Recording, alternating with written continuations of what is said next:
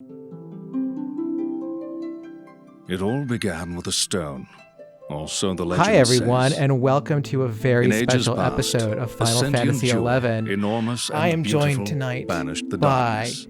none other Its than many at colored Hegelbon light himself, filled the world with host life, and emperor brought of forth the mighty No gods. Cartridge Audio Podcasting Network. Bathed in that light, Trevor the world Strunk. entered an Say age hi, of Trevor. bliss, Hi, Dia. How are until you? after a time, I'm good. the gods You have fell into never slumber. experienced Final Fantasy XI before, that have world you? was called I have not. I've spent a lot of Vanity. time playing Final Fantasy 14, as you may know, but definitely not Final Fantasy 11. This is my first time with it. And that's why I wanted you to join me on this one. in the because I was like, 863rd year of the Crystal you have to Era. experience this. Vanity And that's why we're was in sitting the through the midst of a intro great so you can war. see the opening Oh, I didn't cinematic. realize they had Invasion of Rogaiden the in Shadow this. Lord That's and his cool. hordes of beastmen. The leaders of the enlightened Oh, and peoples Elisa. united their Oh, I guess forces nothing in new under the desperate sun. alliance. They were the kingdom of No, Sandor. it's funny because in this they're much more Republic awkward, of and that's Bastion. really the cat Federation people of are Windows. much more cat-like. the Grand Duchy of Juno. Together, they struggled for survival in battle after battle as chaos engulfed the land. I like how this is around the time of 12, so they hadn't quite learned the lesson that people, like, mostly can't handle, like, a ton of statecraft. What's going on? What was that? What the? Huh? Damn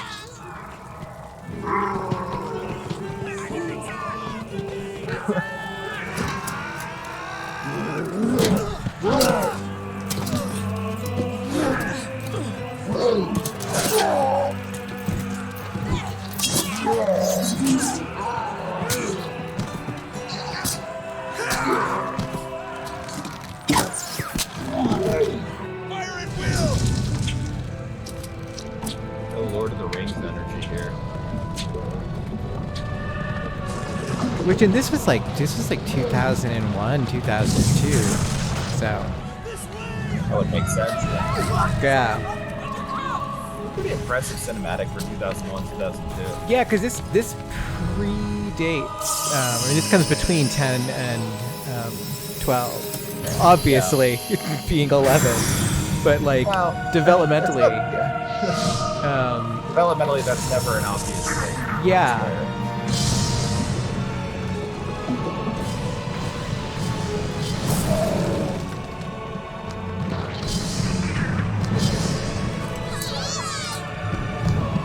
So I've said it before, but I really feel like the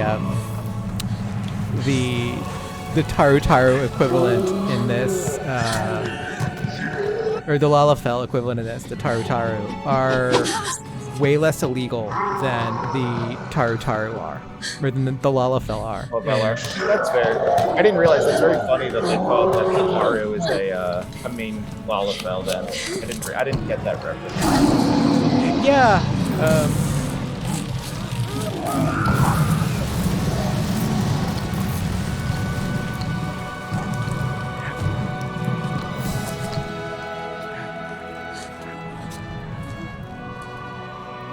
It is funny how this game has like none of the like real Final Fantasy staples up front, except for like then they just bring in like, here's a behemoth. Right. It's just these siblings at first, which Aldo. is very. Aldo, listen. You've got to climb. Climb, Aldo. You're Aldo. No, you're not Aldo. That's just that Oh. child's name. Very dog foody. Sis? Can you lower yourself down? I think so.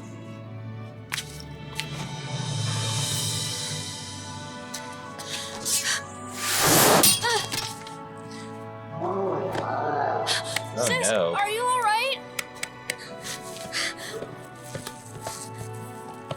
Emelyn? Aldo, just run!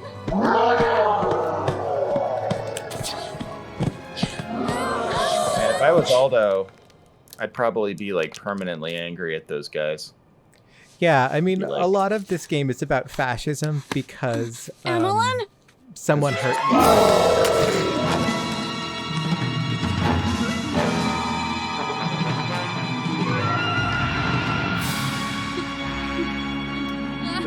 Really playing that orchestral sting there too. Still, that's great.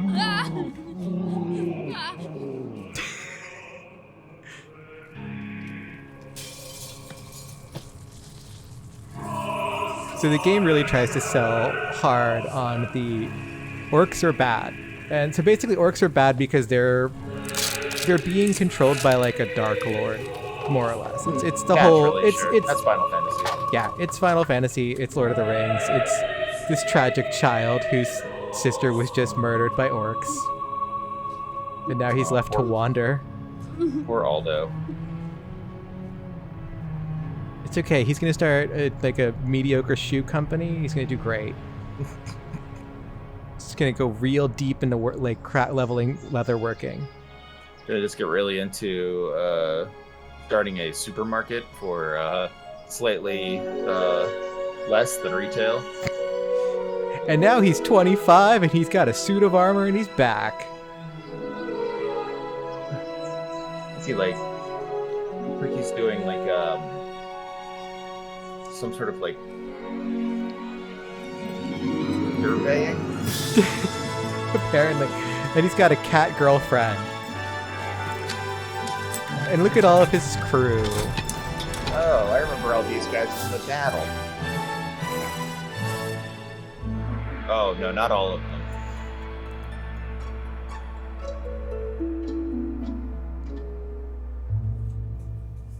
So there we go. That's the opening Cool. to Final Fantasy XI. I mean, it's good. It has some heavy capital T themes. What? Oh no. Oh no. Oh no.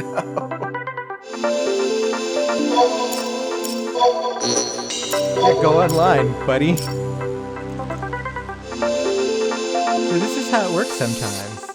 I mean, I was gonna say, in fairness, this is very much the experience.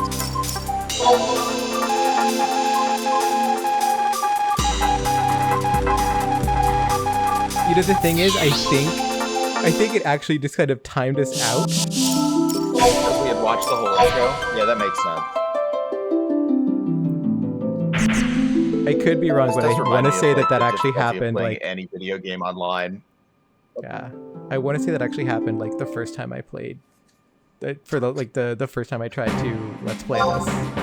That's really funny. And I was like, let's just watch this, and then it was just like disconnected. It's Yeah, there we it go. really is remarkable how bad playing online was for a really long time. Final Fantasy XI was particularly terrible. So here's our character, Antifa Rose. Oh, I like her. Yeah, right now she's a level 29 warrior.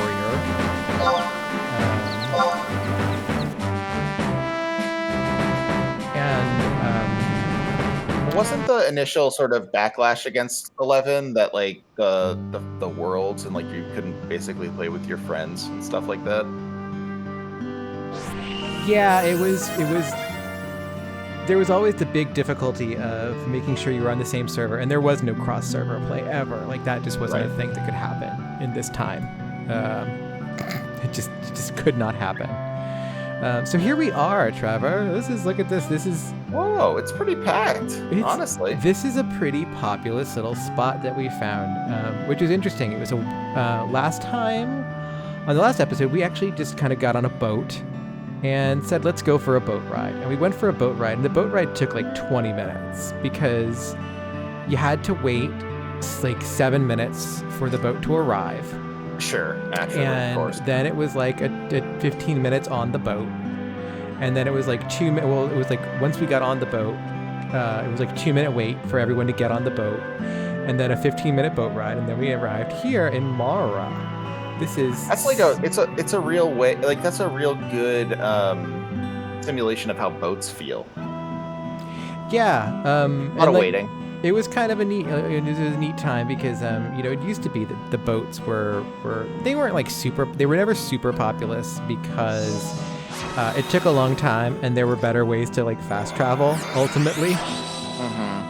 Like you do it like once or twice, and then you never have to do it again. Well, it's like in 14 with the airships. Yeah. The only people who use those are like people who are hardcore role playing. So first we gotta say hi to Antifa Rose. Hi. Hello. All right, so I like how dour the costumes are compared to 14. Like I'm not saying that as a that's stupid kind of thing. I'm saying it makes the game feel very different. Yeah. So like here's a cat person. Like I'm just gonna show you this cat person's face up close. Like cat. There we go. Okay, yeah, they're a lot cattier. Yeah, they're way more cat-like than. They're almost like a alien, almost like a.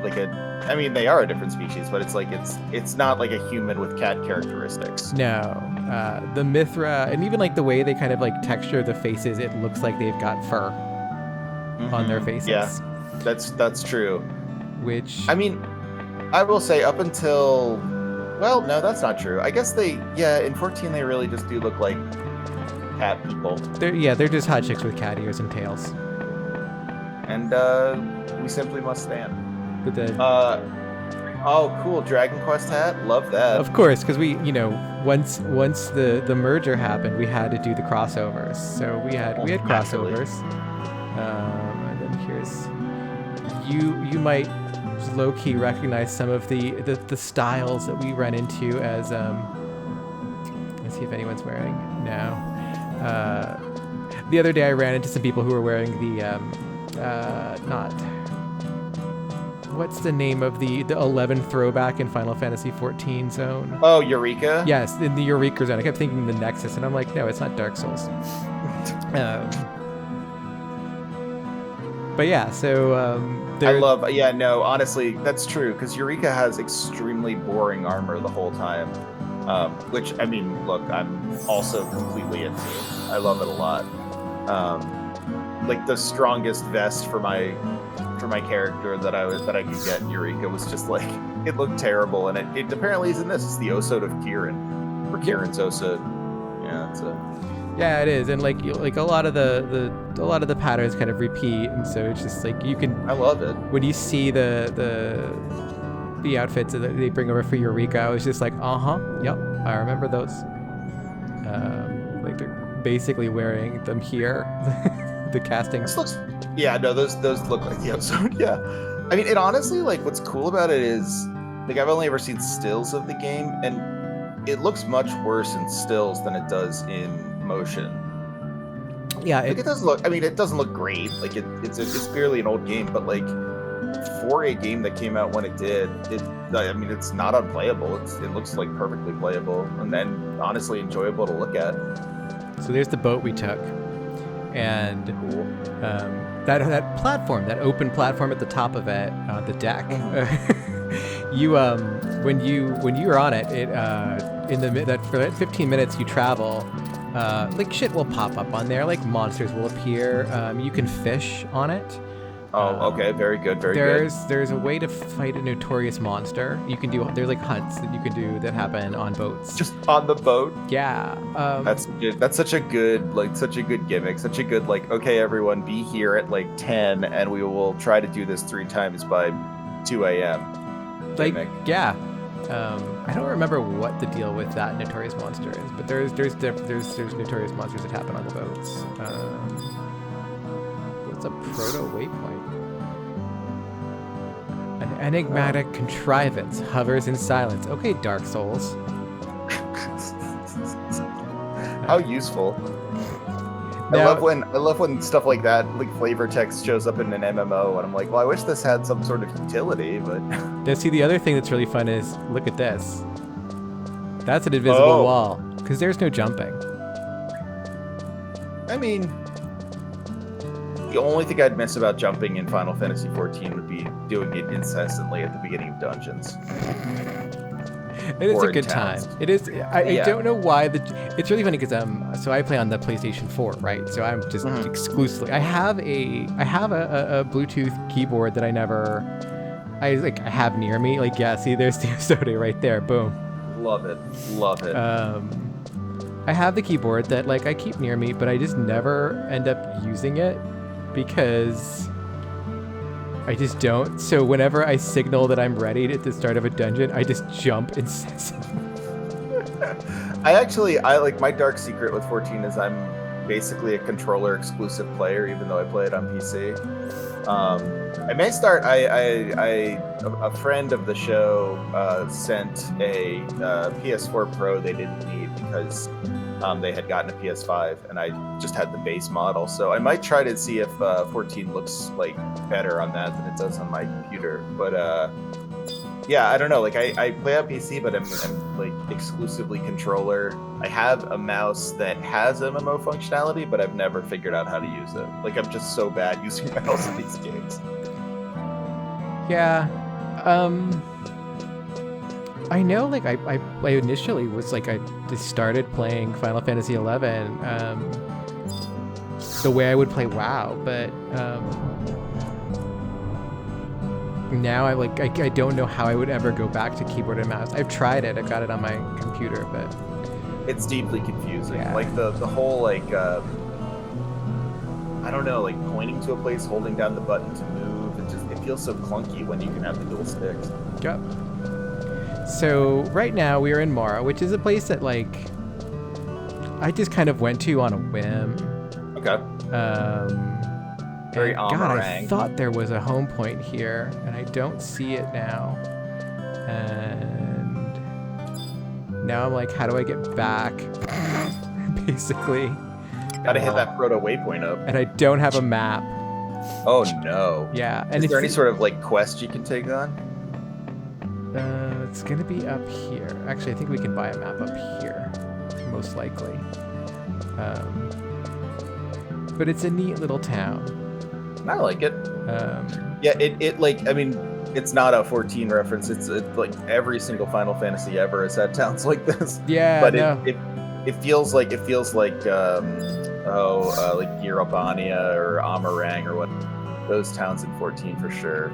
Yeah, it's even definitely... to the point like the little niches in the walls, like for sure, you can see the influence. Welcome to the governor's house. How may I be of assistance? Tell me about Mara. As you wish. Mara is a port town situated within the boundaries of the Windurstian Federation. The natural basin here was ideal for building a port. In time, people started building their homes in the surrounding cliffs. Thus, Mara came to be. Geographically, Mara is situated in the southern half of the Buburimu Peninsula in southeastern Mindartia. Winder City is southwest of here. From the port, you can board one of the transport ships to Selbina, a town in central Quan. Lately, there have even been ships traveling to a city called Al-Zabi in the Near Eastern Empire of At-Urgan. Definitely just slamming the keyboard at this point. So, naming dungeons in every Final Fantasy game drive me nuts. Because it's just like, let's make this stuff sound very confusing. Yeah. Everyone in the world seems to be able to memorize it except me. No, like I can't either. Like I still, I'm constantly asking like Sarah, I'm like, which Aetherite do I want to take to where? Where are we going? I like the Aetherites where it's like they're closely named. It's like, well, do I go to Old Gridania or New Gridania? Where am I to go here? Oh, here we go. So we're just gonna go and see what's out this way. I don't know what's out this way. It's been so long since I've played this deep into the game, I have no idea what's out here anymore.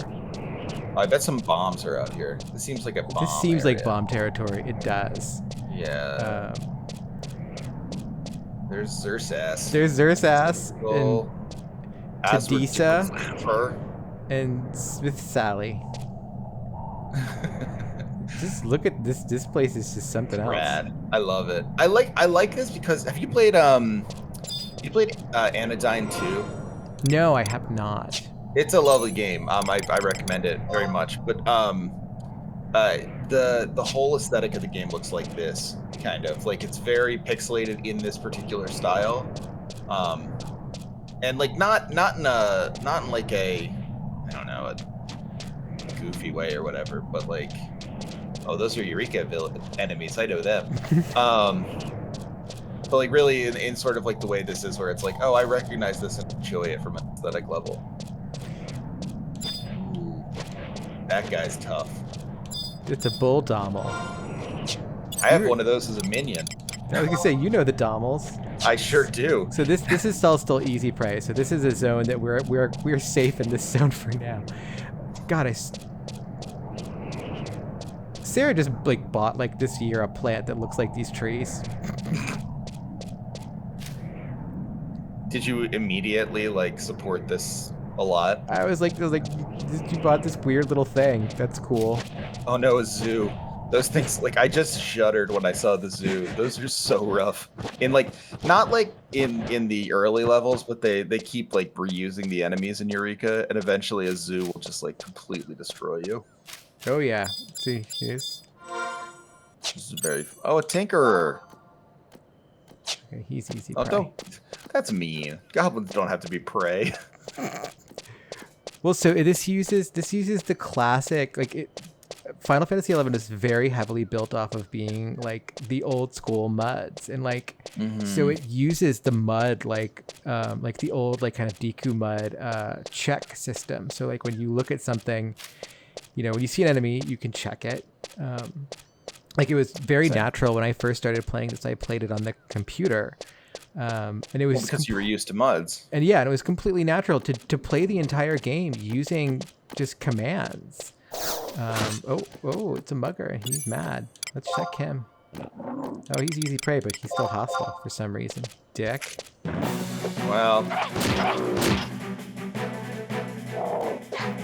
And so this is Cobb. I love it. I mean, in fairness, not that much different. Are you doing anything? Is this just an idle game at this point? Yeah. Oh, this is a shame. This is like clicking right into my gotcha brain too now. Yeah, combat in this definitely has like some big gotcha feels because of the way it's just like so like I can finally use abilities when my TP bar is filling up, and so job abilities all have like really long cooldowns for the most part, except for provoke. So here I can use weapon skill. I can use finally using an ability there. Man, the notorious monsters must be so hard. They're very interesting because like even the kind of the most basic ones end up being like the S rank hunts, you know? Yeah, sure. Well, I mean, like, if it's such a high cooldown and it's so passive, you'd have to have a lot of people there. Yeah. And you're sort of, like, relying on the law of big numbers. And, like, a lot of it, you do end up... you end up using your abilities all sync with one another. And so it becomes a big game of, like, how your abilities trigger your like squad mates' abilities, basically. That's fascinating. An interesting thing is right now is no, don't log out. So I have the ability to call up what are called trusts, which are basically they're in 14 now. They have the trust system. Trusts. Yep. Yeah. But this is where it comes from. Okay. Yeah. So these are just like party members. Certain party members will sync their abilities with other party members. And it's like there's Shantoto, who rules. I like her. Shantoto rules. I like her because she's like a cool Lalafell instead of a cringe Lalafell. Shantoto is like one of the most destructive forces in like the entire dimension kind of deal. There's like a whole thing with Shantoto. So how many people can you have? You can have a party of 4. Oh, that's funny. I'll up you out. That's I don't know if you got to this point or not or if you did this or not, but there's a character in 14 named what is her name? Something with a K, Aliapo, who like collects if you just like do a bunch of like hard raids or something, she'll give you your rewards, and it like repeats every week or whatever. Oh. It's like a grinding thing. Chloe? Yeah, something like that. Yeah, so clearly referencing that. That's pretty sweet. I'm glad the Aaliyah Poe line continues on. I am glad of this too.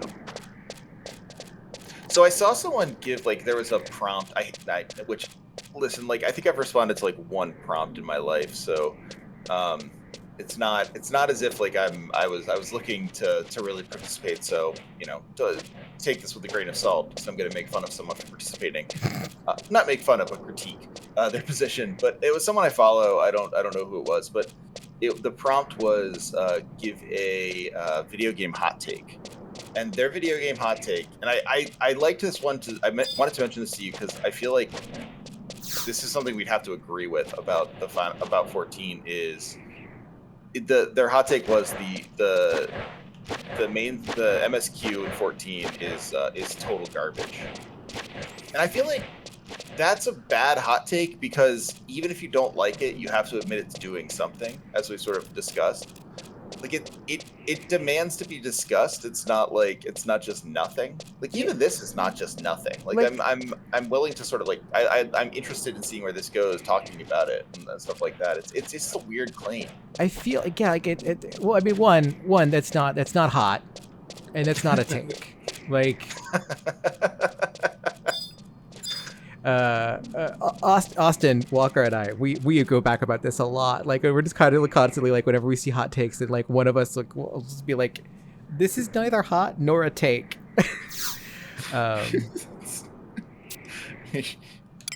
And like, oh, it's not one of the teleport books. I want one of the teleport books. Damn it! Oh wait, I can teleport you from here. Okay. I love that it doesn't even tell you which one is a teleport book. That's so clutch. And teleport assistance. Can I go ahead and read this? Oh, okay. A field manual has been placed here by the Adventurers Mutual Aid Network, AMON. Useful information pertaining to various topics on field operations fills its pages. It appears that you have arrived at a new survival guide provided by the Adventurers Mutual Aid Network. Common sense dictates that you should now be able to teleport here from similar tomes throughout the world. Okay, Terry Pratchett. I love that it's just common sense dictates, and it's like the first one you ever encounter, it doesn't explain to you what any of this stuff is, obviously. Like, because whenever, a new feature is introduced in a Final Fantasy MMO, you get that information through the web page for the patch. Right. That's true. That is how they communicate untrue. New things. They don't put tutorials inside the game. You do not meet the requirements to obtain the Goblin Mask. Goblin Mask lost. Wow, that was a long, long roll for you. Wow. Well, that's because I didn't have my inventory is full, I guess. Oh, I see. But that's very, very funny that happened. But like, Great. So the first time you kind of it goes like common sense dictates, and I'm just like, what common sense? You meet a floating book, and you're like, I could probably teleport. Like, yes, this is weird, but common sense dictates. Look, I know you've never seen a floating book before. However, have you considered? And so we're gonna teleport. Ah, damn, it costs 1,000 gil to teleport there. All right, fine. Wow, that's rough. But and like that's the thing is like this game is, for as many of the like modernizations they've included in it, it still is like, did you know this is a game from 2001 when we were still figuring out MMOs? Yeah, no, and I think like, one of the things that it was funny on, an Aetherite. It was funny because I was doing patch notes the other night, and John mentioned something. What were we talking about? We were talking about Star Citizen, because we share Star Citizen news to laugh at the idea of a huge game that's a giant fraud scheme. But we were talking about Star Citizen, and like he was saying, yeah, like you have to hope that like at this point, if you want Star Citizen to work, you have to hope it like turns into something good from something bad. Like Final Fantasy 11 was bad, and then he's like, wait, no, like I mean Final Fantasy 14 like won. And I was so relieved because I was like, I don't want anyone on my show calling the Final Fantasy 11 bad, because it's like it is that kind of, I don't know if I want someone calling 14-1 bad, but I get that more. Like it is it's this sense of like just building off of it. Like I feel like one of the things that Square does, even when they get it wrong, that WoW didn't, is recently at least, is like it sees what it didn't do right and just is like, let's try this. Let's make a better MMO. Like what is the horrible part of this? What's the pain point of this? And just kind of like build on it. Like it's cool. Like it's interesting to watch it actually develop. Yeah, like as much as I much as I like to shit on Yoshida for turning Final Fantasy 11 or Final Fantasy 14 into WoW, that's not entirely fair. You know what? I always knew that you knew it was not entirely fair, so it's okay with me. Yeah, I mean, it's the thing. It's like, I mean, Final Fantasy 14 is arguably not the MMO that I want, but it's the one that's on offer that I actually like, you know. It is really fun to visit back into Final Fantasy 11, and I will keep going with this until, like, I just can't anymore. Oh, I mean, this is super cool. Like this is fascinating. I that was Soulside. Soulside. Wow. Shout out to Soulside. No, I think this is great. Like it is like a different thing. Like I mean, there are limits to it, but it's nice that there's a game out here that is like an older MMO that didn't just turn into vaporware, you know, like the Matrix Online or whatever. So sad about the Matrix Online.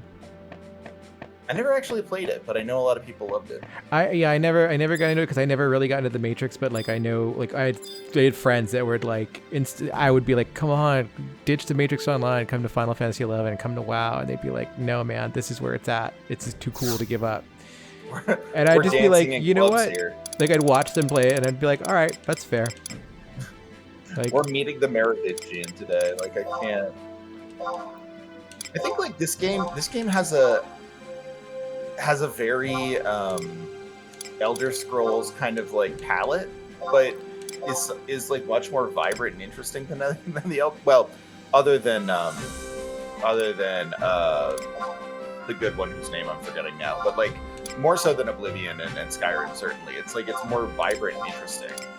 I don't know why that is. I couldn't tell you like what about this makes me think like my brain likes this better. One of the things that I find really interesting about this game is that it feels like the proportions are wrong. Everything feels slightly off about it, which makes it feel much more interesting and weird.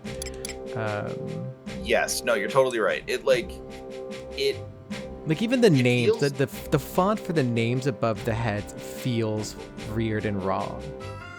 It feels like a first draft in a lot of ways, but like not one that's a first draft because they didn't try, but one that has like a ton of ideas that could have been edited out but just weren't, which is awesome. Like that's exactly what I want to see in a game these days. Which is like I realize that's not helpful. That's like critic brain, but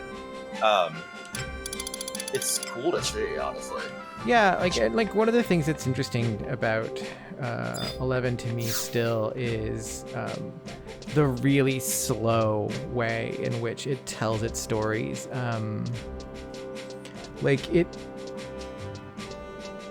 So far, this is one of the things that we were going to do tonight. With my plan was just to figure out how to do the next fucking rank mission. Because I've forgotten how, and like you talk to one of these dudes and they're like, hey, I think this guy, one of these guys I talked to? No, okay. Dogvadeg and his buggered mount. Alright, yeah, you're gonna... I want to join the expeditionary force. That's, Currently, our nation is dispatching expeditionary forces across Vana'diel and requests the participation of brave adventurers such as yourself. Requirements for participating in an EF are simple. Your party must consist of 4 members. Each member must be from this country, rank 3 or higher, and have reached a sufficient level. It's a lot of requirements. We can go to an outpost and do some shit. Oh, look at this. We can go to these regions. Oh, and they'll match you. cool. Okay, so that's not what we want. He's the Void Watch Purveyor. We don't want him. Ambrosian. Oh wait. Oh, damn. Okay. No, I don't want these missions. I want the new mission, Ambrosian. Do you have to do more of those old missions? Or are you Yeah. not as So a the good enough missions that you the way the story unfolds in this game is actually you have kind of missions for your nation state. This is Sandoria. We're a Sandoorian citizen. Oh, good. And so we do the missions for Sandoria, and then eventually we can go to another nation, and we'll do the missions there. Okay, yeah, I know there are signposts that need cleaning in the Yugner Forest. I'm not going to go there. Messed up. We went there Is there any last place time to and we look at- died. Oh no. Is there any place to look at like missions you have open or? So this is going to be wild. I'll show you. So here is our menu bar. Excellent. I love it. Yeah. It's very good. And so It's then we can go over here to extremely small. missions. So we got, and so it's kind of neat because it shows you here's the quest list for like, Oh, cool. you know, that's the Xylart's the first expansion, Prometheus the second expansion, Ottergon's the fourth expansion, so on and so forth. Okay. So the nations are your first ones, and so I've done the first three, and I have no current mission for Sandoria. Huh. What's And- current? Not allowed under oath. What Yeah. about if you like accept one of the old missions? What happens then? You can just do it again, I think. Oh. Yeah, that's not great. But I think I should be like high enough rank. I don't, unless I'm not. Maybe I just need. So what my profiles look like? Yeah, I'm rank 2. I should be able to do the rank 2 missions. You'd think so. Well, your mastery rank is 1. Is that a thing? I have no idea what mastery rank is. It has not come up yet. Well, then I wouldn't worry about it. Go over here and see if there's anything over here, because sometimes there's different people on different sides. Here we go. Oh, look at all of them. Oh my word. Yeah. Rolandienne will sell me items for points. That's kind of a fun time. I like Oh, wait, that. let's just There's check. Alon. You smell of victory and the Vlothian Plateau. Good on you, Antifa Rose. But by now you must be There getting you go. sick and tired of fighting the same old monsters so close to the city walls, aren't Yes. Yes. you? Okay, if you're several Oh. levels behind a monster, totally outclassed when I respect. Check in the wheel 2 weeks worth. Well, yeah, I know that. Killing monsters so far beneath you is borderline cowardice. Consider moving farther away from the city to a more difficult area. Congratulations on another milestone. Reward time. Oh. You just earned Cool. yourself 800 experience Oh. points, hotshot. Let's dive right into your next assignment while the This blood lady is is still pumping. absolutely into you. Yeah, Alone is great. I'm going to up the stakes here a little bit, Antifa Rose, but it's for your own good. I want you to go out and get all the way to level 10. Oh, well, there you go. Considering your current level and the knowledge you have, you should confine yourself to the immediate city of Infinity. You're more than capable of besting monsters on Lathen Plateau at this point. She's going to be so surprised when you talk to her again. Yep. I knew you wouldn't disappoint me, so how does it feel? You're moving on up in the world, and time to put some money in those pockets. 1,000 gil reward just for you. Don't spend it all in one place. I Oh, just do. did. It just teleported for 1,000 gil. By Am now I you should right be or am relatively I familiar right? with the basics of battle. But don't go getting too cocky. The world is chock full of monsters just waiting for the opportune moment to pounce and knock you out cold. Depending on the type of monster, there are several factors that could cause them to attack you without provocation. Okay. Yeah, this is just teaching us about enmity. Okay. They detect by Just teaching sight, you how to and tank? some can hear you. So they've got auditory. Oh, that's classic. Yeah, that's in Eureka. That's the way it is. Yeah, and they detect They'll walk spell quietly. casting too. Mm. Much like the sound detecting types, these monsters will attack the source of any magic casting within a certain radius of their being. Not surprisingly, many monsters in the Arcana family rely heavily on this method of detection, which Yeah, and a covers real leaning comparatively on common larger sense. range. Yeah. Finally, there are opportunistic monsters which prey upon the weak and near dead, pinpointing their prey by detecting low hit points. Oh boy. The undead like to do that.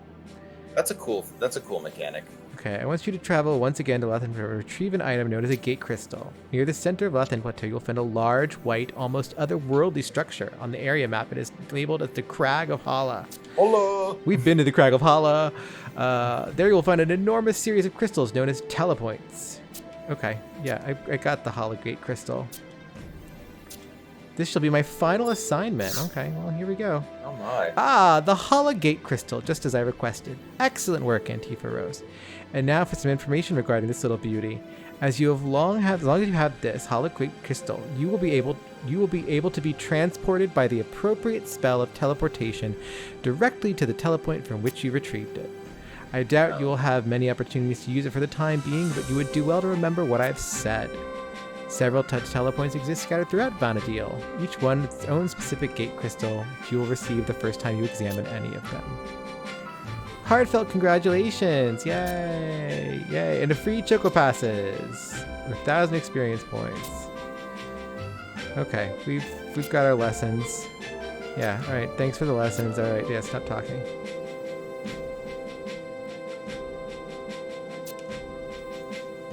Okay, so there, now we're a real adventurer. You're caught up on that. I wonder if now they'll give you more missions? Yeah, I don't know. Here's male Cherisant. Alright, I love thanks for male Cherisant. I think it's weird that that Pokemon is stronger than female Cherisant. That kind of early sexism. No, you're not gonna give me... And racism is... Buddy, come on, let me just do the next mission. Alright, I'm just gonna Google this. How to start I was just about to rank Google it. 2 missions. It's just auto-completing everyone. This is a monster thread on it.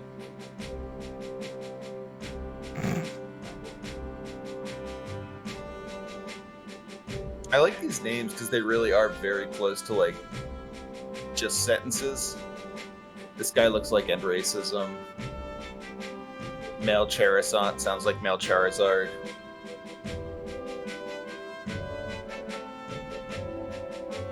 Okay, they're saying I get to get a stack of crystals and trade them to the guard, but I just sold my crystals. Ah. Dicks. Do I have any? I have none. I have no crystals. Well, we're gonna have to go get some damn crystals then. There's average TK. Yeah. The TKs are the Temple Knights. Oh. Yeah. I'm Eravog TK, a Temple Knight. They're casting on me. So you have to get this spell cast on you so that you can get crystals and get conquest points for your capital nation. Wow. Basically, is it actually like a real battle between the nations? Is that like a part of this? Are you fighting against other people? Well, okay, so there is PvP, but it's the same way it is in 14, where the PvP is kind of like that non-lethal, like friendly sparring between nation states, like real war. That's why my dad wouldn't let me watch G.I. Joe.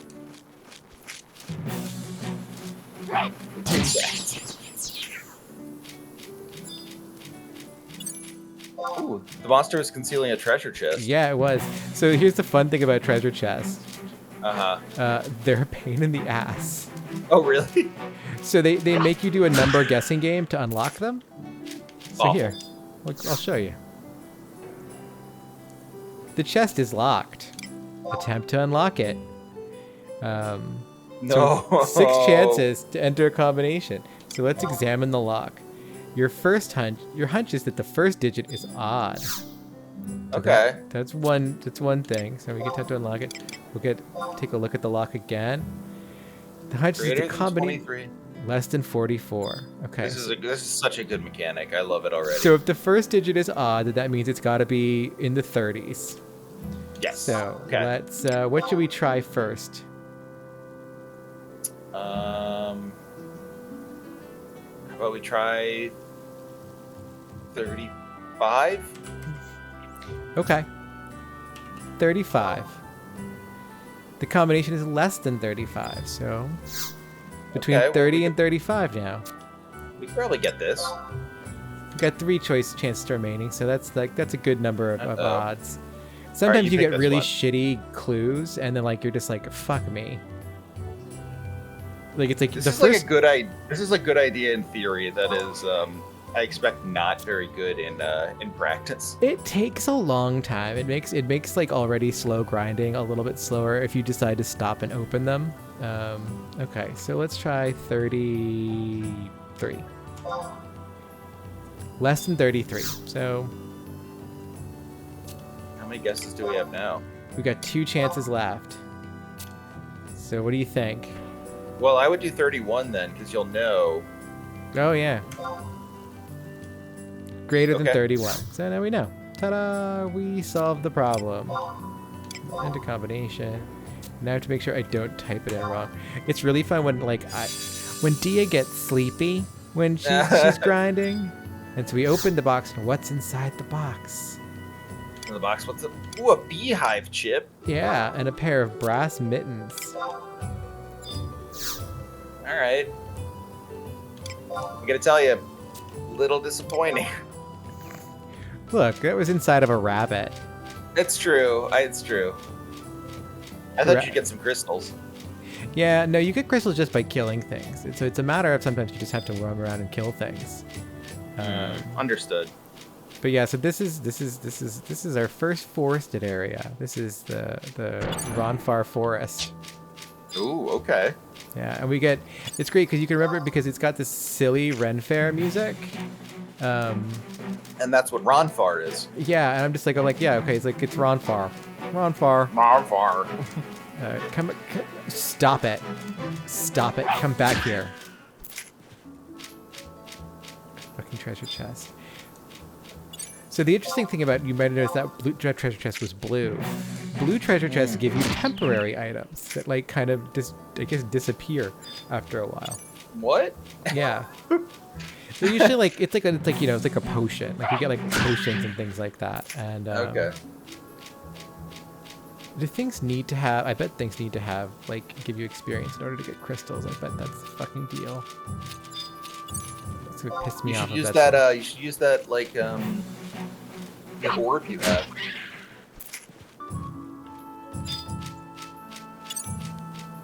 The orb I have. Right, or the crystal, not orb. Okay. Actually, you know what? I might have some crystals in my inventory back at home. There you go. But there's no slash return here. No. Gotta run back. You can't. There's no return. That's brutal. I mean, you can die. Or you can find a book, or you can go to another crystal.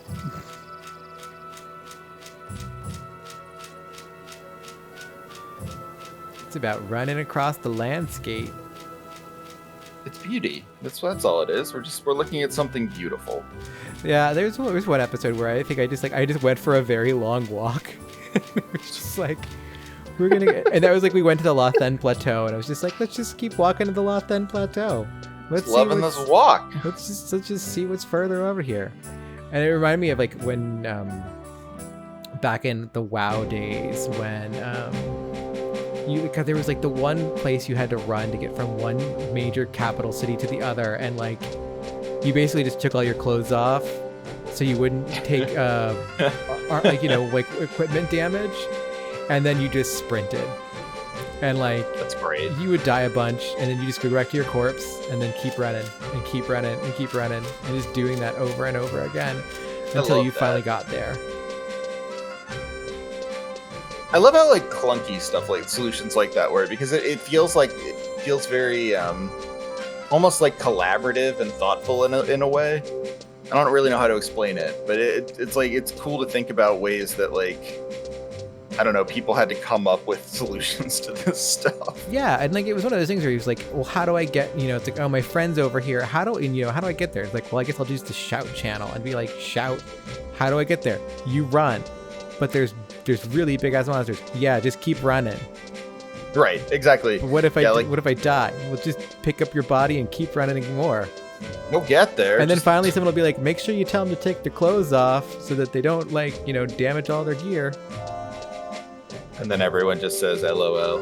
Yep. And then you would just get naked and run there. Or maybe someone would be actually I'll walk you there. That's awfully nice that someone would say that. I did a couple times. I escorted people here and there.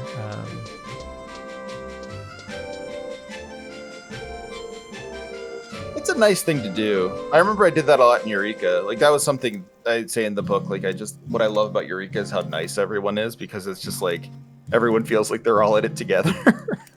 Also, Trevor, you should pitch your book while you're here, because it's a good book and I support it. Oh, thank you. But Thank you. Tell the people about your book while I look into my inventory. Oh, let's see if I can do it while sleepy.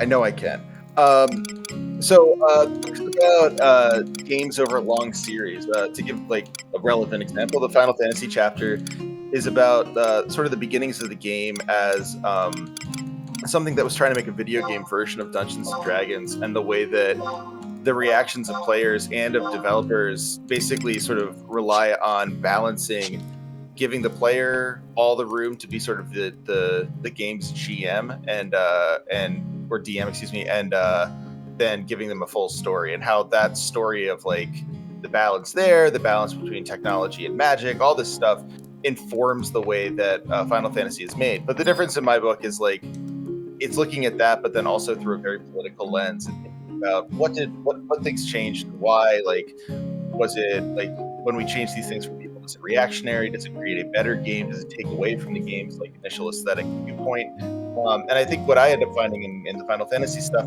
relies a lot on what Dee and I are talking about here, which is that the kind of like collaborative effort that we see in D&D is like still there in these sort of difficult MMOs, and it really is where Final Fantasy shines. But to get the full sense of it, you'd have to buy the book, and it's coming out in November, end of November. You can pre-order it now, and it's called Story Mode. And if you look up Story Mode Trevor Strunt, you will find it. Yay! Yeah, it's a really good book, and I really enjoyed it, and I like that it's not so damn fucking academic. No, I really tried hard not to make it academic, and like my editors were also good at helping me with that. Like I was able to like not get too in the weeds, which I was also very happy about. Honestly, like it's no one really wants to have to be bogged down with an academic text. Like I understand that, even as I have bogged down many with an academic text. No, it was really funny because when you first asked me, Trevor asked me to read it and consider blurbing it, and I was like, hell yeah, I'll read it, and it was good, and I got to put my stamp of approval on it, which is really fun as a game critic, being able to be like, yeah, stamp of approval, bitches. Hunt. Okay, here. I want to trade. We're going to trade with him now. And in order to trade things, you have to go into this trade window. How would you know this just playing the game? Is it said somewhere that you have to do this? I don't remember it ever being said anywhere. Wow. Let's see what he says. Are you really a new recruit? Listen, before you bring me something, you must first accept the mission. This is how things work around here. Well, motherfucker! Alright, is this... I'm confused. And I feel confused for you. Is this guy I give a crystal to? Let's give him a crystal. No, you don't want it? You don't want it? You don't want a fucking crystal? Take the fucking crystal. Messed up. Oh, he says no. What about him?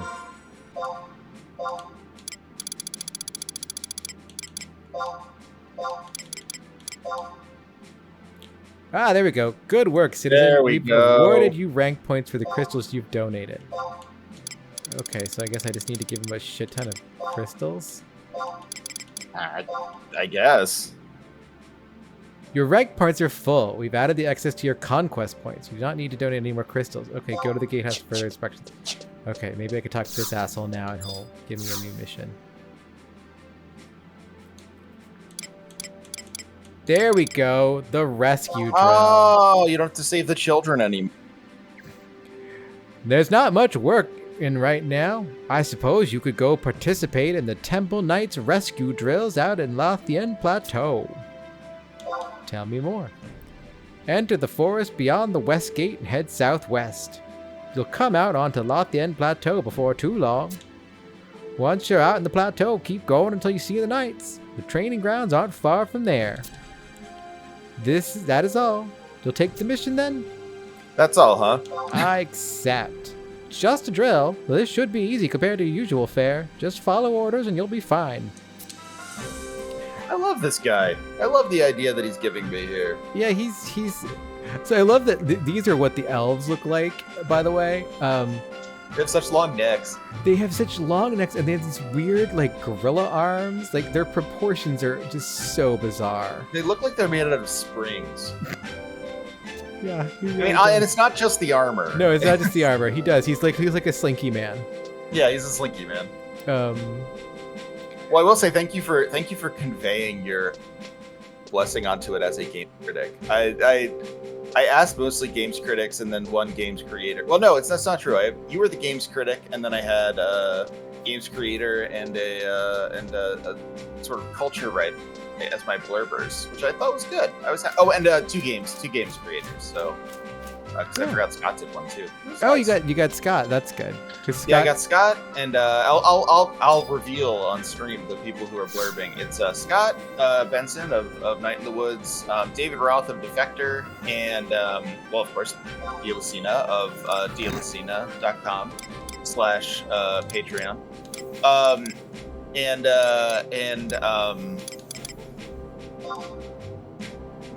Josh Sawyer, who made who I really wanted to blurb it because he made one of the games I talk about in the book, and I thought that was pretty neat. Yeah, that's cool. I was pleased to get that. It was another moment where I realized a lot of my networking is very white and very male. Like one of those things I realize a lot, and then I try really it, and then like there's always more work to be done. Yeah, it happens. Happens. I mean, I've talked to a lot of interesting people on the podcast who are not cis white men, so very, very proud of that. I feel like I've at least tried when many other podcasts just say, well, it's a white male space. I guess that's all it is. Which I don't think that's true. Yeah, like at least it doesn't have to be true. No, it doesn't have to be true. Like, even though it sometimes feels that way, it doesn't have to be true. There's so many cool people out there making like interesting games, dealing with, I don't know, all kinds of like fascinating issues outside of a white male purview. You don't have to go play the new Life is Strange to find an Asian protagonist, for instance, or you could also just play something by a developer who is Asian too. Like they're out there, they're doing stuff. It's I don't know. I feel weird that there were a bunch of articles that were just like, this Life is Strange game didn't do a very good job like dealing with the Asian experience. Of course it didn't. Like, did you really think like the Life is Strange franchise was where you needed to go for this?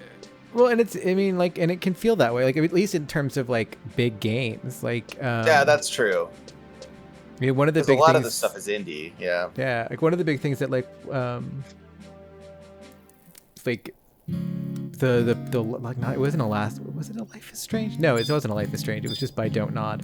But the Tell Me Why, like, oh yeah, there was so much emphasis put on like, it's got a trans man character, and then ultimately it was kind of like, yeah, but this is kind of fangless and not like, it's like you nailed the representation on paper. But then right. I don't know what, like, it's kind of, but it was ultimately it was like, well, but why are we here? What are you trying to accomplish with this? And I don't know. Yeah, I feel like one of the things that ends up happening in games is like people will kind of say like, well, so long as I did better than like in the case of representing trans people in a game, like at least I did better than Catherine, right? Like, or at least I did better than it was like the, X game that did a really bad job. And that's just not like, it's not helpful. Yeah. It's like, yeah, okay, I'm glad we're doing better. That should be the goal. Yeah, like let's just set this as like the basic idea instead of some sort of like thing to pat our back for. Okay. So we know where we're going. We know where we're going, and I think I can actually take a chocobo there. Ooh. which will be fun. Well, you could use one of your chocobo passes, right? That's what I was like, you know what? We could use one of those chocobo passes. Now the interesting thing is, I don't know if I go to the chocobo stablery to rent one, or where I go for that. I don't remember. I remember a long time ago having to get my own chocobo license, and then there was there's a whole raising your chocobo. What? From an egg. Yeah. In That order rocks. to get a really chocobo, good. you have to raise it from an egg, and it's like it literally is like logging in for like 10 minutes, like every day for like 40 days. So it's really good, is what you're saying. It's incredible. This is not the chocobo way. Where is the chocobo way? So did you raise one for this character, or is this just like I have not done it yet. You know, we have not yet done it for Antifa Rose. We haven't gotten there. Like that is the one thing, is like playing for like an hour and a half, 2 hours a week, or once a week, you know, like. Yeah, sure. The process of doing an MMO is very slow. I've seen the cavernous maws. What are they?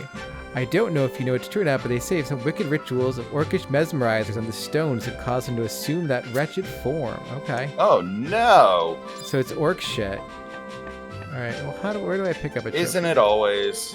Is it over here? What about you, Palabelle? Not the VCS Chocobuck Exchange Depot.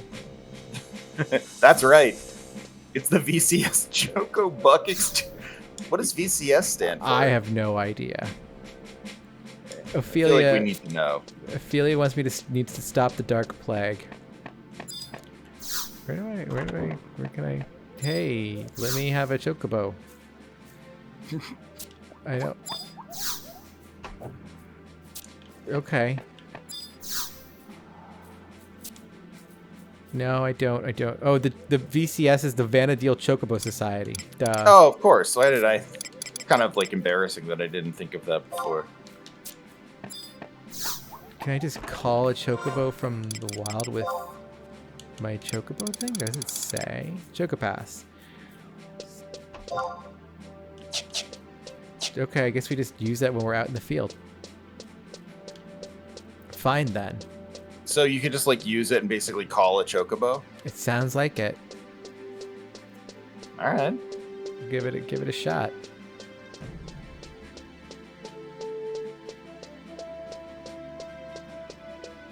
I mean, why not, right?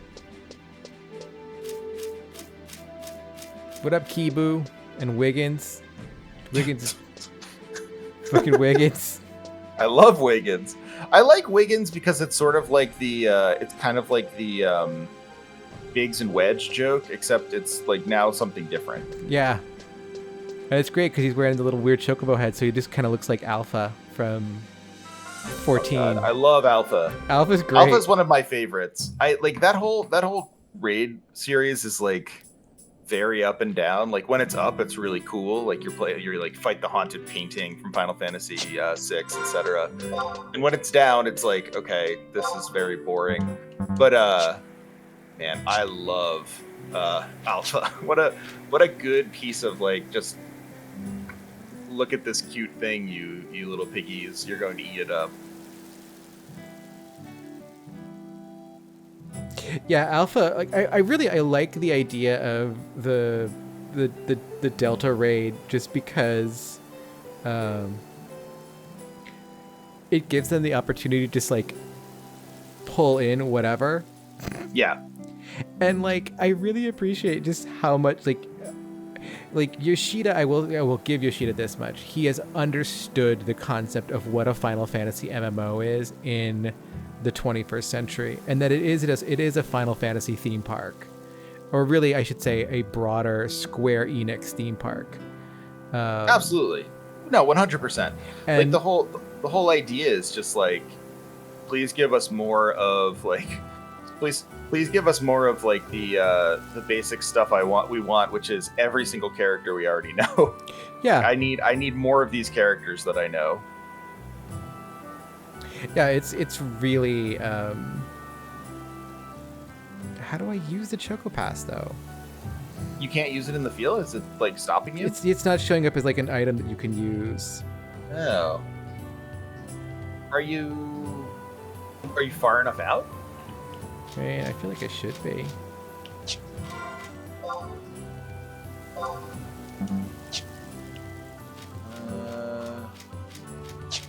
Part of a...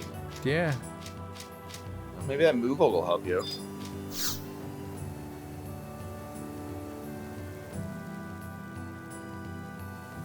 Oh, he's the guy who gives me weird. Koopa, whoa there, partner. Care to saddle up and help us rustle up a couple of wild buffalo? Because we got a stampede on our hands, I reckon. I reckon I will. Very uncomfortable. Yippee-ki-yay, much obliged, partner. If your cowherd skills are up to the task, we'll stamp you some bovine brands on this here sheet. Once you've racked up your share of brands, just mosey back on over here to claim your prizes. So sharpen your spurs, and when you're ready, herd up the buffalo and lead them to Moogle Cowhand in area G9, Koopo. I like the last sort of like Texan Koopo there. Koopo? I got a bovine brand card. I have not... Oh, I have seen buffalo. They killed me. Oh, not good. I think. I mean, I'm would pretty they sure I kill got you now? murdered. I thought I got murdered by a buffalo last time. There are buffalo that are just like running around, like just giant fucking buffalo, just running around the forest. I feel like you could manage it this time. You're so much stronger. Oh no, this was like last week it happened. Oh, whoa. Okay. Yeah. And it was like I guess the premise is you basically have to get aggro on them and then like lead them by running. Oh, back to the Moogle? Yeah. Huh. This game really wants to teach you how to tank super badly. I can't help but appreciate it. Tanking in this is such an interesting thing too, because ultimately, like you have some abilities to manage aggro, but it's not the constant pumping out threat with abilities the way it is in like 14 at all. Yeah. So you end up doing interesting things sometimes too, like because like monsters will like you saw like the low HP, high HP thing, like things will also attack like your hit points will generate enmity just based on like how if you have a shit ton of hit points. So right. Like, one of the things would be like you'd put on like a lot of your plus HP gear right as you're pulling, and so you would have your armor just be like full of just like all the stuff that just gives you more HP. And then right as you're like entering the battle, you would swap it for like your damage gear, and like Oh, okay. Here's Buffalo. That's the one that killed me. Oh my god. I think. Yeah, that's big. Yeah, because there's the little calves, and then Mama just wrecked the shit out of me. So you basically have to like aggro them and then ensure that they follow you without killing you. That's what you're telling me here. Seems to be the case. Interesting. All right, here's a book. Yeah, I want to teleport. Yeah, I know. Okay, select. I want to go.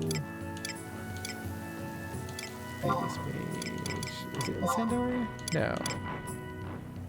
No. Ronfar? No. Zulkan. There we go. Latane Plateau.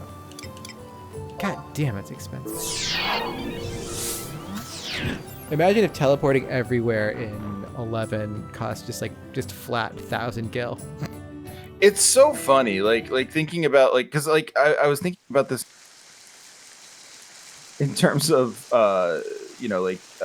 pricing in 14, and like just I was thinking about like, okay, when I have to whenever I have to like suddenly transport somewhere, it's never really that expensive. This kind of costs money. It's not a lot of money though, so I don't think too much about it. Like I always laugh when like someone lets me like pays me for my transport or whatever. Like she's like, oh, I'll pay your bill this time around. That's very funny. It's like, oh, it doesn't matter. Like, who cares? Yeah, I mean, it's like, it's like subway fare. Right, exactly. But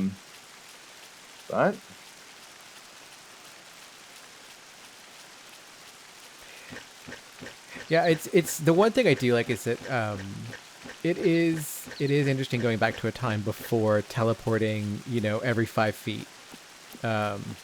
yeah, I mean, it makes the travel really like. I guess that might be part of the reason that I'm like getting some like some Skyrim vibes off of it. Is that like it does feel like you need to like live in the land a little bit more. Like, in 14 it's really like you have to walk around until you and then you never do it again. Yeah. And I get that's, but this is the Crag of Hala, which I fucking love. The Crag of Hala is just exterior design because it is. Oh, it's so good. It's a giant bone. It just has like really strong. Wait, here's a chocobo person. Maybe if I go talk to them, they'll give me a chocobo.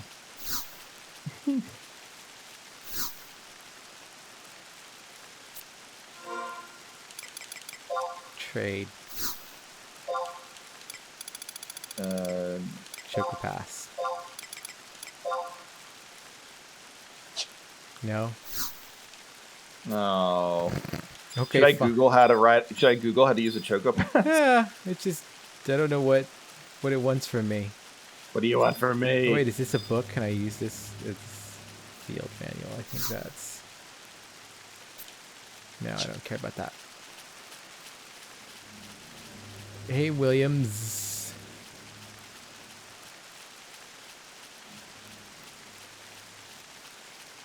I love how many people are still playing this game. It's very consolidated on a couple servers, but like people are still really playing in it. There was one night I was recording and there was like a party that was going out leveling in Selbina in the desert, and I was just like, man, Velcrum Dunes is still happening. That's so cool. Yep. Is it like it's amazing? So it's almost 20 years old at this point, right? This is the 20th anniversary this year. Yeah. Unreal. That's so cool. So now, where are the soldiers? Oh, he's got a chocobo. Dick. Not gonna go well for you, buddy. Let Dia ride the chocobo. Dick. Williams. What was that, Williams? I didn't see his name. Yeah, that was Williams. Oh, I thought he was our friend. He was not our friend. No, he's terrible. Yeah. I despise him. See, the great thing is I know I can talk shit about Williams because, like, they'll never watch this. Mm-hmm. Just by virtue of the fact that, like, no, they know what they're doing and I don't anymore. So, like, why are they going to watch a Let's Play? But yeah, why would they, right? There's someone up here. They're doing something. What are you doing up here? That's F. Scott C. F. Scott C. It's like, sort of like F. Scott Fitzgerald. F. Scott C is a cat girl. Okay. You know. We absolutely just like have to, as the kids say, we have no choice but to stand. It's true. It is true if you think about it.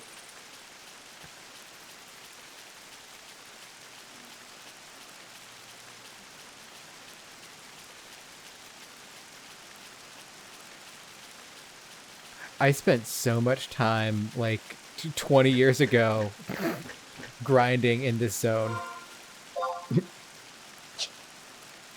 It's really funny to just, like, kind of come back here and just be, like, knowing exactly, like, I can remember the apartment I was in, and I had gotten, like, I didn't have a computer desk, and for some reason I was really opposed to having, computers were just big and ugly, and our monitors were big and ugly back then, and I was really opposed to having my computer out.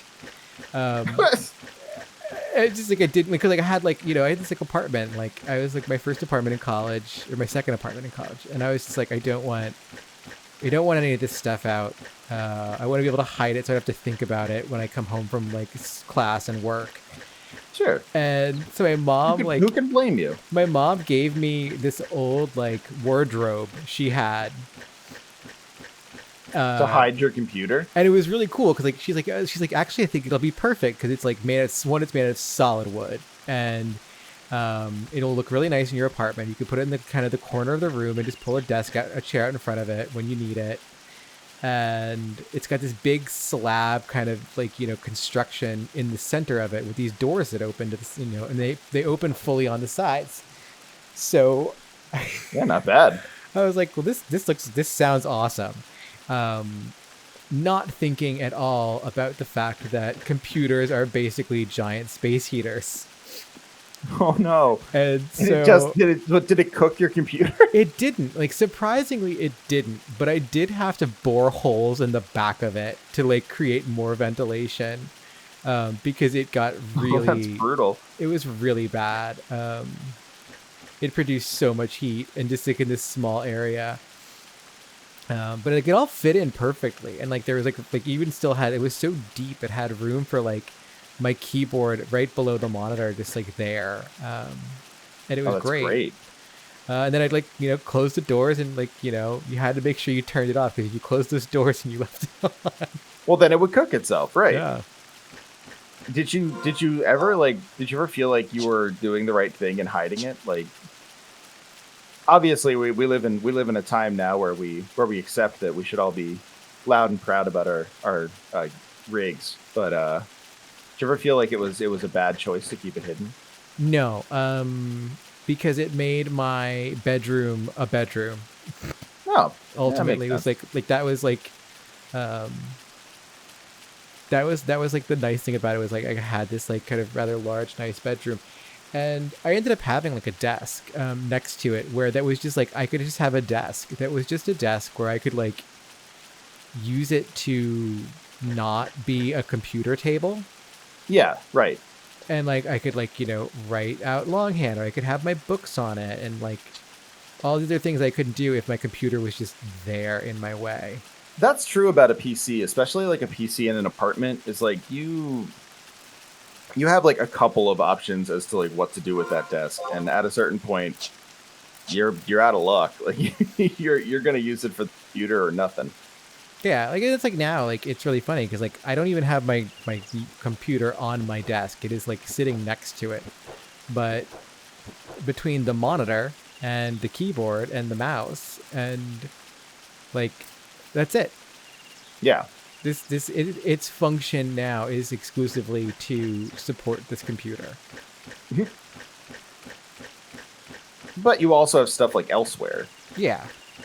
You have a desk where you could write longhand elsewhere in your house, or not, maybe not a desk, but like certainly a table. I would assume. Like I could go and like like maybe even just like now it's just like now everything is just done on my iPad or my phone. Right. But no, that's true. That's a good point. Even my handwriting is now done on my iPad or my phones, which is weird and tragic in a way. But it's also pretty cool. Oh, shit. Battering ram has killed us a number of times. Oh, really? Yes. Oh, wow. Yeah, I he's can see big. why. Yeah, jeez. And he does not like there's at least 2 episodes that involved being chased from one end, from literally the top of the zone to the bottom of the zone by battering ram. No. One of them definitely ended in a death. I think the other one I managed to mostly stay ahead of him just enough that. What I love about battering ram, like particularly having played Eureka and looking at him here, is the like it's a knowledge that like does you no good anywhere else in Final Fantasy 14, but it's a knowledge that you have to know here. In Eureka, and definitely here, is that like if a thing is big, don't go fight it because you can't beat it. Yeah. Like, big things are always dangerous things, like necessarily. That is the interesting thing about like 14 throughout the rest of it, like you could fight giant shit all the time that like you know like one of the first things you fight are there's like colossal buffalo and like they don't do shit. No. They're not gonna hurt you. Like I remember I used to like the one fate where all the buffalo spawn in Costa del Sol. The rutting buffalo fate. Like Sarah and I used to like independently we would solo that just to like, you know, get the fate points for the like leveling. Yeah, no, you absolutely can. Like it's not even difficult. It was just like I'm standing around, there's like 50 things that are like 100 times the size of my character and I'm just like, you know, one-shotting them. Okay. Block. Yeah, exactly. Oh yeah, and I mean a lot of the fates ended up being things that people ran because like the method for I guess the method for getting like a like the relic gear in the most recent patch was to go run fates a bunch and get these like memories of the dead or dying. And so you just like go to Kurthus or whatever and run these fates, and it's just like the dumbest thing because you just run up and kill this beast that would have, you know, dominated you before, but now isn't any problem. And like what I like, that there's something funny about that. But what I like about games like this and zones like Eureka is like there's never a point you really do feel safe. There's never a moment where you're just like, wow, this thing's no trouble. You always like stop and pause.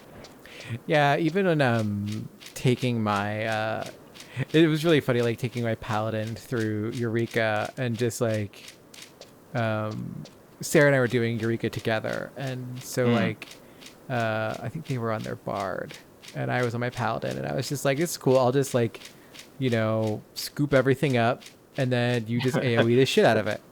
And Nope. There were definitely times like when I was just like, and I was like, you know, I've got like 5 elemental power or whatever already, so like I can just like, you know, I got my 3 defense and like my 2 offense, and we're good to go. And then like, no, It's so bad. Like honestly, it's amazing how unfair you're. It's so good. Like you can be like an absolute star of the game, and you're just gonna get wiped out every time. Well, where the shit are your damn soldiers? It's a good question. So you have to go to the. Isn't it it's not at the crag, is it? No. No, I don't think so. We didn't see him at the crag, at least.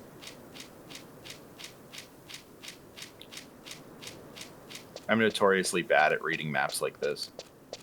Yeah, no, it's the mapping system in this is very much like we did not know how to map an MMO.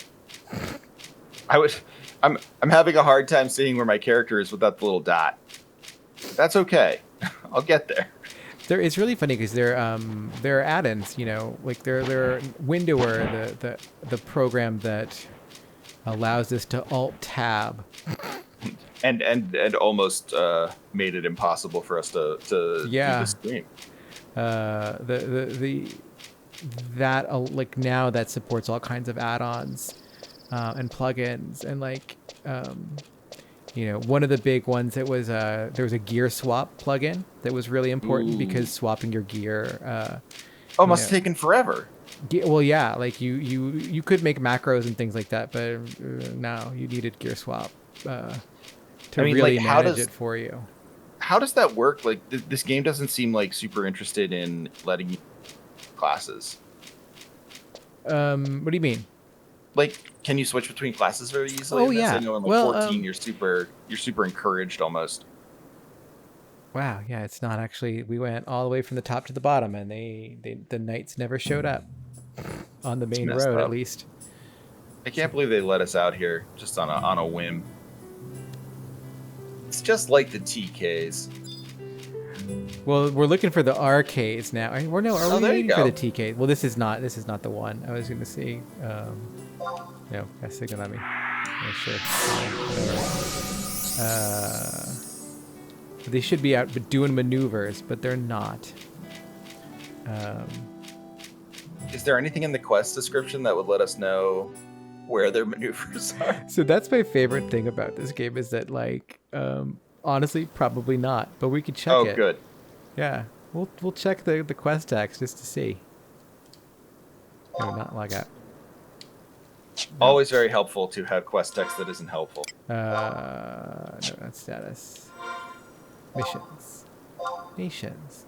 The rescue drill. Participate in the Temple Knights rescue drill out on Lathane Plateau. Okay, so we're all over Lathane Plateau, right? So yeah. Oh my god, what's that? Oh, that's the gaping maw. Oh, okay. They still don't, or a cavernous maw. I don't know what to do with it. But you recognize this guy because you fight him Yeah. all the time in every fucking... He's in the Crystal Tower raids. Yeah. He's in like all the raids now at this point. Yeah, At some we point they're going to absolutely split love your them. alliance up and they'll make you fight one of those. I don't want to. I don't want to ever fight them. Not in real life. This person's Only in got- the raids.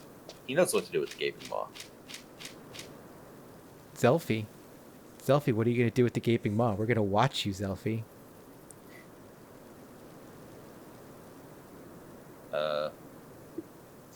Pledging fealty to it. Yeah,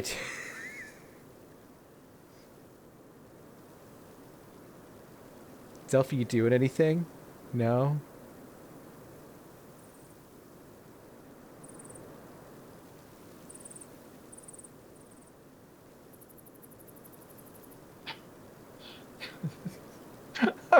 I looked up Lothian Plateau to try and figure out where to go with this. Uh-huh.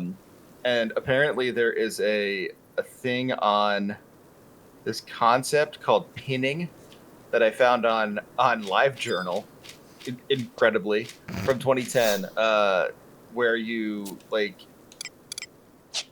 make a monster run around invisible walls to get to you because the AI incorrectly thinks that a certain path is the quickest way to get to you. So you can avoid the monster hitting you at all by forcing it to endlessly to try to. Oh yeah, So that cool. is a thing. Yeah. That rocks so much. I didn't know it had a special name, but yeah, that is. Pinning is a very sexual name, I think. Yeah. If you're just like, yeah, All right, so what is this called? Lothian Plateau TK maneuvers. Let's see. Lothian Plateau. Connection. Okay. What I saw was E6, so E6, okay. it's on the road. It's literally on the road. Rescue. I don't Okay. buy it.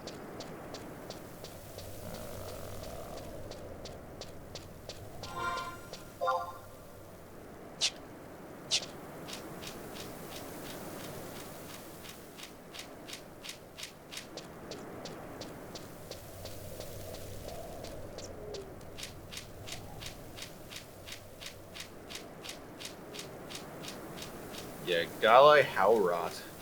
If you've never been there, you can get there quickly by Unity warping to Unity warping. I don't know what that is. Unity is one of the systems in the game. It's like it's so funny. This game has Oh, like I thought you were just kidding around and saying that's how they that's how they coded it. no Unities are like it's the system in the game. It's a whole thing. Okay, so we're at 6. We're in E. Okay, we're in E6, so it's the E6. southern part of E6. Okay. So where is this son of a bitch? Very good question. We've entered another sort of Oh, here he is. Oh, there he is. Galai Howrot. Galai Howrot. Are you in the rescue drill? Head to the other side of that valley over there. One of my compatriots will assist you. Thanks so much, Galai Howrot. Okay, Okay. so I know where this is. I know where this is now, in case we need it. So after we go to E6, you need to go to F6. Oh, we got to go to the other side of the valley Yeah, the east Where side he- of the canyon. where he pointed. Well, yeah, I mean, it seems like it's pretty easy to get there, but you never. I mean, it's pretty obvious where he pointed, but I felt like it was obvious before. So if you don't want spoilers, though, I won't give them to you. I know you're always saying you hate when people give you spoilers. Big hashtag spoilers first. That's my biggest pet peeve in the world is spoilers. Yeah, no, it's really funny just how like there are some things where like if I know and the answer is stupid, then I will lose all interest. I care about spoilers only in stuff where like the only like if I'm watching procedural, I would get mad if someone told me the killer was, right? Because like I'm not really watching it for like the quality of the filmmaking. Yeah. I'm watching it because like watching the puzzle unravel is comforting to me. But like if yeah, you're in F7 now, so it's gonna be maybe right to your left. I don't know. But like yeah, it like I don't know. Like if it's a decent movie or a show or what, like it. Spoiler's not going to make me stop watching it unless it is, as you say, like unless it's dumb. It's like yeah, don't bother. Yeah. No, like it's. Oh, there he is. I think it kind of shows like how it's like sort of a tell on like in what ways people like actually value the stuff they consume. It's like, well, this isn't a fun surprise anymore. Well, it's also interesting because, like, you know, we think about spoilers and, like, spoilers as a part of, you know, trailers. Like, I can't think of a movie that I haven't seen, like, that had, like, you know, a trailer that didn't spoil. Oh, yeah. Like, what would be considered spoilers, except it was in a trailer, so it's not. Right, exactly. No, you're totally right. Like, it's, you know, we accept that, but we're totally unwilling to accept someone saying, like, oh, hey, like, guess who shows up? This guy's name is Ikeso Bilat. I like that's what I ask for when I Ikeso want. Bilat. It's what I say when I know that cheese is extra, but I still want it on the bill. Yeah. I don't know what aunt is. That does. Also, I just bill love is that like not- we've always been committed to just these ridiculous, vaguely French 100%. names. Yeah. No. Well, I mean, why not, right? They're conducting drills up ahead. At least I think they are. Thank you, I think thank some- you, Dauphren.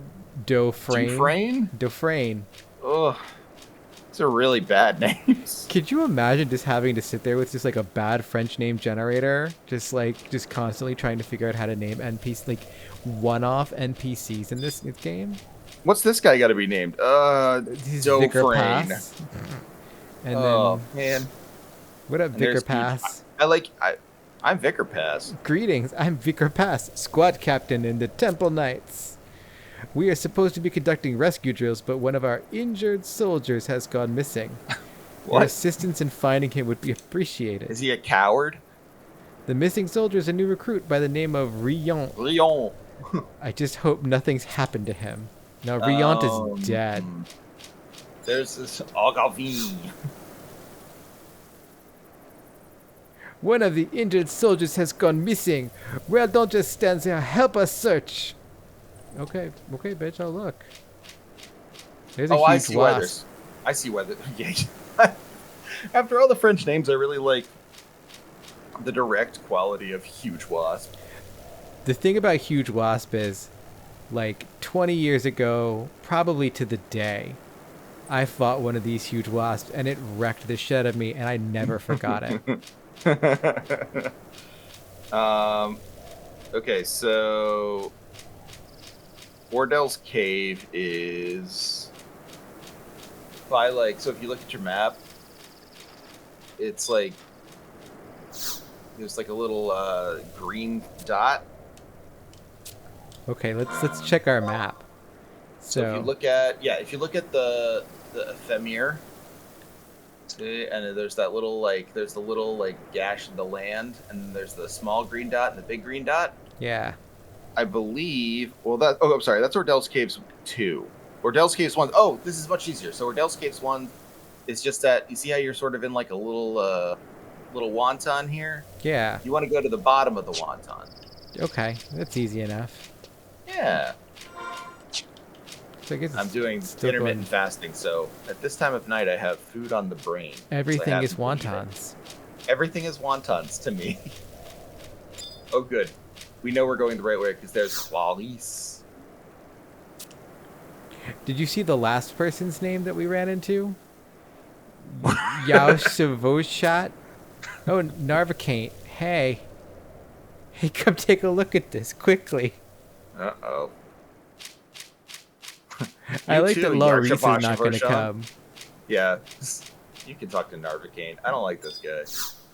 No, Narvacane's dick. Look. Look, a cave. You gotta get a load of this. It's a cave. Y'all ever seen caves before? Apparently there's a goblin tinkerer around here that's can be tough if you're not level 18 plus, which you are, but Man. Look at this cave. Look at this. This is it's great. pretty good actually. Yeah, this is an impressive looking cave. I like this cave. Oh wait, is that a book? Yeah, it's a floating book. A grounds tome has been placed here by the Adventurers Mutual Aid Network. Useful information. I don't care about useful information.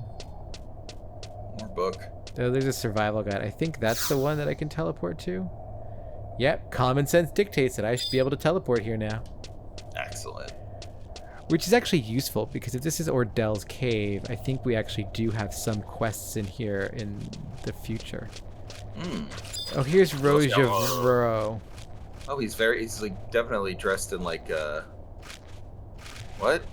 Well, it's about time you showed up. You're here for the VERMIN extermination operation, yes? I'll get straight to the point. We want you to find and defeat the fiend that has been wreaking havoc down here, then take the evidence of its extermination to Norajai and Orsandoria. In order to lure the creature into the open, we've prepared this special ointment that must be applied to your skin. Lest you think me unhelpful, I will share with you what I know. Sightings have been reported from the area around G9. The effect of the ointment lasts for about a day. If it wears off early, or you want the effect removed, just come back here and talk to me. There may be some unexpected side effects, but we won't let a little discomfort bother us now, will we? No, bye. I'm not here for that, asshole. It's really presumptuous. Alright, dead guy, where are you at? Dead trainee. Stink bats.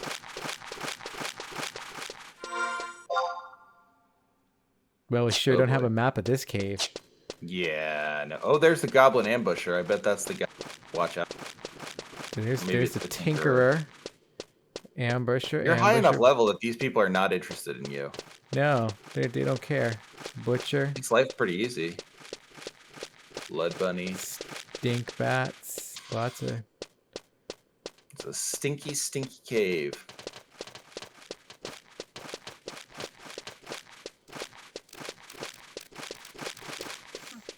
You do not possess a map of Ordell's caves. No. Well, what would you do with it anyway, right? Ruin a lovely spelunking mission. It's really funny how like I know this game is like, you really gotta you're gonna go through this whole experience of having to slog through this cave. And, oh, there's some leeches. Cool, I like them. Ew. Oh, they're little bloppy sounds. I like the sound effect a lot. I'm not going to lie. Looking at this game and like looking at the disclaimer that came up at the beginning is so funny to me. I love watching this, but also it's so like empty and weird that like it feels like how could you lose your life to this game? But it's all relevant, right? Or relative rather. Well, you lose your life to it because previously you would need to spend hours and hours and hours putting together a party that would fall apart. Right. And then you'd have to spend hours and hours and hours finding another party that would fall apart. Fall apart, yeah. That's true. Okay, fair enough. No, it's really funny, like the amount of time I spent just like socializing in this game because it would be like we have like a party, or we'd have like a kind of alliance put together to like go fight a notorious monster, and then something would happen. We'd miss one person, and like if one person fell away, you couldn't pull off your weapon skill chain, and you were just screwed. And you had to like go and find someone else. And then yeah, it is like Eureka, because most of Eureka's just, when did this guy last spawn? An hour ago. Here, check the website. It has a running tally of when he should show up again. Looking for group. Is anyone?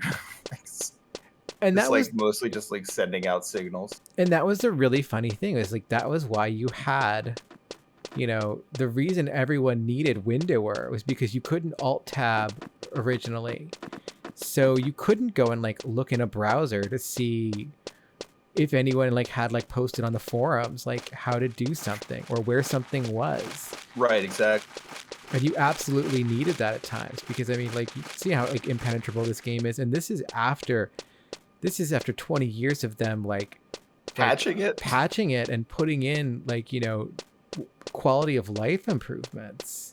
It's extremely funny. You know, we never did get a mini map, but listen, you didn't need one. The mini map was in your hearts the whole time. But like, it's very funny because like now this would have been like, you know, we complain about the Yoshi P, you know, oh the orange circle's not, it's not really descriptive enough, but like right. All right, he might be around here because you're supposed to follow the left wall, and he's going to be hiding in a small pool. There's a jelly.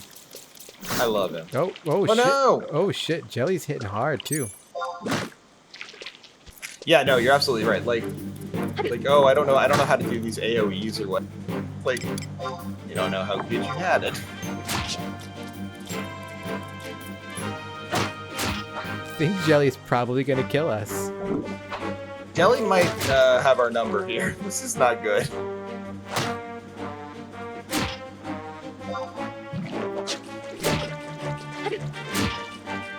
It's okay. These are let's see what's the cooldown on this Mighty Strikes. Mighty Strikes is an hour cooldown. Oh my god.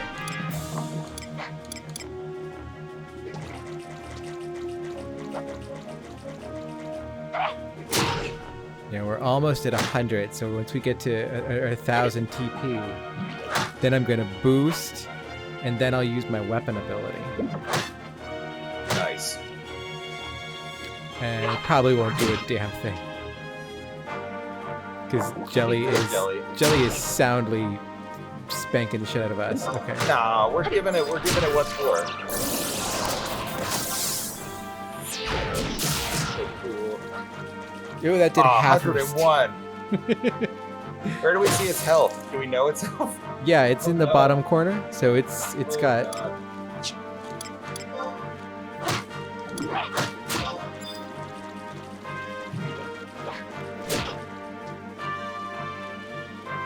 Jelly has our number. We're done for.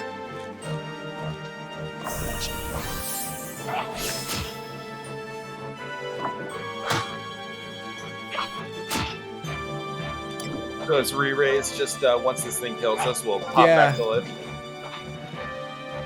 No, we can't use trust magic while having gained enmity. Ah, well. That's the thing. If we had our trusts out. No.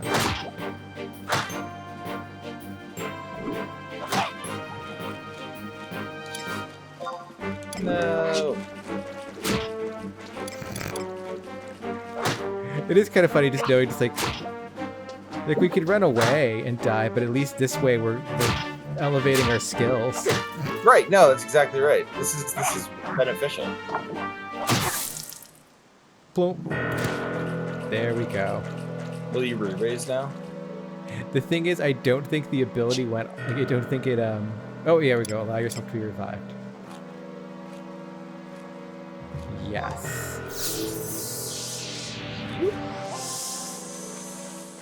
All right. So what I would suggest, just for finding him's sake, can you transport back to that book?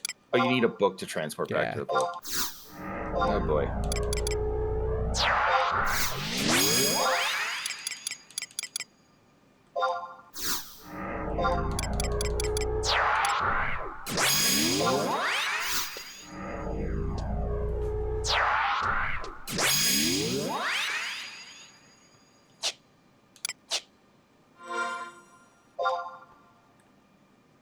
No map.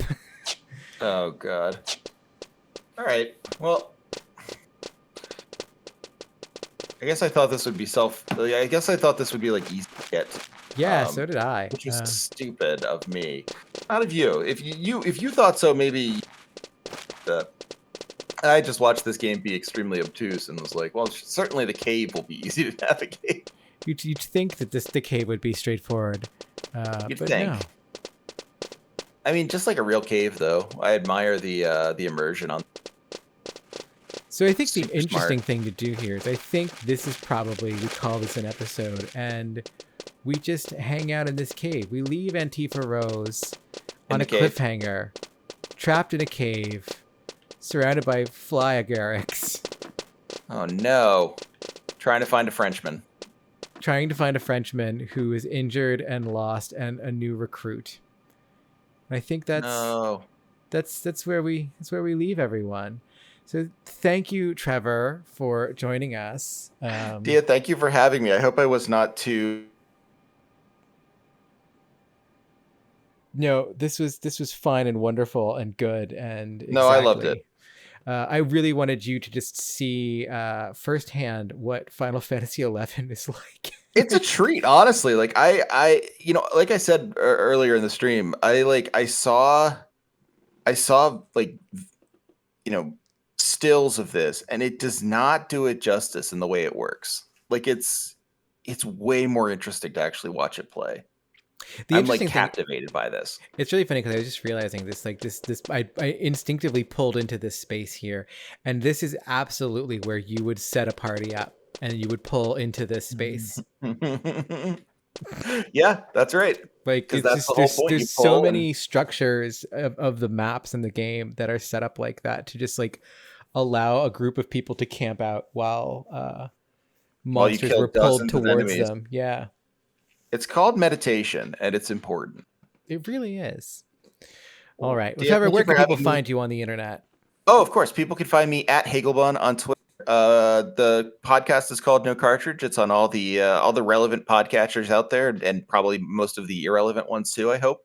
And the book is called Story Mode, and it's available everywhere pretty much. I know you can get it on Amazon, so on like the cooler booksellers that aren't Amazon. So also, I've heard that you can request it for your local bookstore if you have one of those. If you're lucky enough to have a local bookstore.